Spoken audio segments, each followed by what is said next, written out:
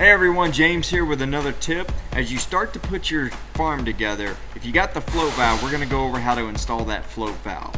So if you'll notice, this is the float valve in and of itself. It's going to come with this piece here. You're going to want to unscrew that, put it through the float valve opening, and then tighten this back down.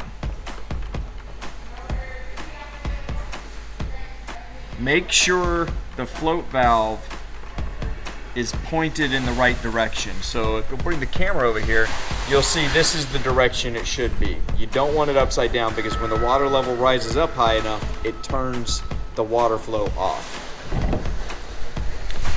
Next, you're going to want to put Teflon tape on the outside. So just 1 or 2 layers, wrap it around. This will help prevent slow, small seepage type leaks. It's a low flow, so it shouldn't have a lot of pressure on it.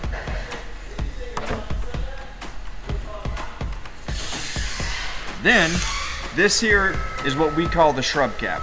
You'll want to put this on. It just tightens right down.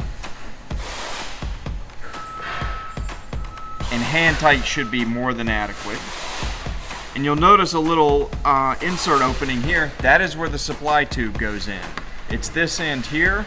That goes in. And I believe one of our farmers, Jenny out there, talked about how to install this into the poly pipe. That will already be in the poly pipe when you put this end here. After that, you're all set and running, and your farm should be getting dosed automatically at the right levels once you from the gravity tank with this setup.